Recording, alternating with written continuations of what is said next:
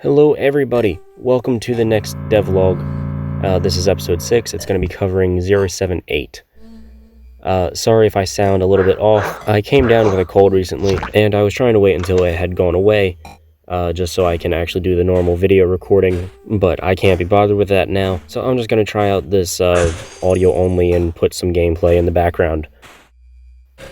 078 was a bit odd to work on, because it was during the Christmas holidays, it was during New Year's, and in addition to that, I had also made 4 smaller games, all as presents for my immediate family, which I can show on the screen now.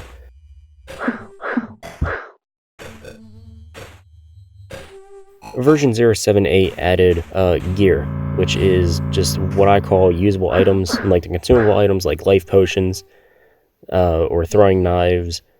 There's dice you can use, and I'll go into more and more detail. I'll show some clips about that, and you'll also be seeing them used in the footage in the background of this video.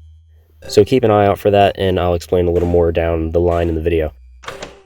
But I had also wanted to mention something about status effects. So before version 078, the player or enemies could only be affected by one specific status.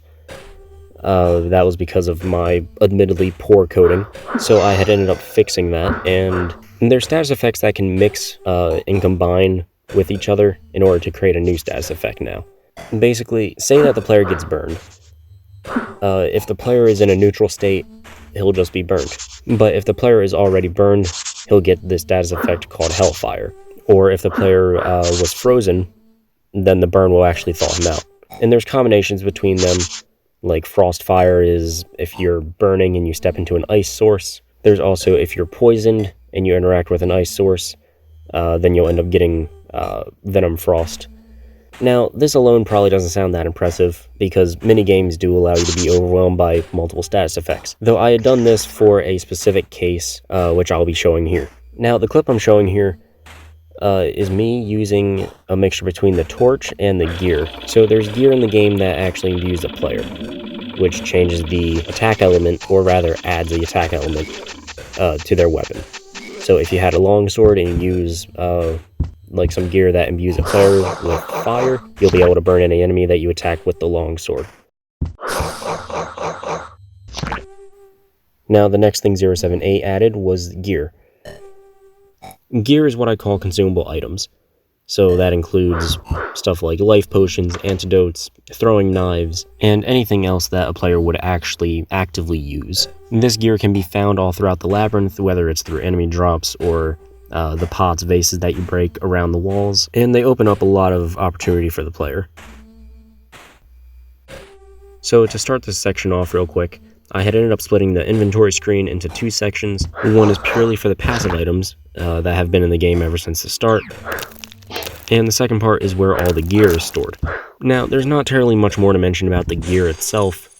It's still in a pretty early stage. I'll be adding more as the versions come along, but I did want to throw in a couple other things here at the end of this video. First off, I plan for this game to be finished in quarter 3 of 2020.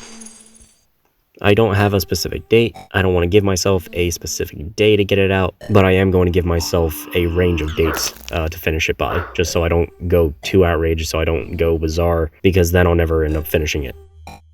So as it stands now, I'll be releasing this on Steam, and maybe itch.io, maybe GameJolt if I'm really feeling it, but I will be keeping you guys updated on all of that release information in the future devlogs as it gets closer to release. And I do also plan to launch a Kickstarter in the next few months here. I need to finish up a bunch of development for the second labyrinth, because I want to release that during the Kickstarter, and currently that second labyrinth is not playable by any means right now. And the last thing that I need to mention, just because I need to get my audience, I need to get the game known a little more, is that I started a subreddit. So I'll be linking that subreddit down in the description, and that subreddit will help me keep all of my posts in one place. If someone asks me about the game, I can link them there. There's a pretty detailed post that I pinned to the very top of the subreddit that describes what the game is and my future plans for it. So go check out that post, and if you have a Reddit account, go ahead and join it. But with all of that said, I'll be leaving this video off here. I'm sorry if this video was kind of janky in terms of editing. I will hopefully get back to the normal video for the next devlog, but thank you for your time. So see you everyone, and have a good one.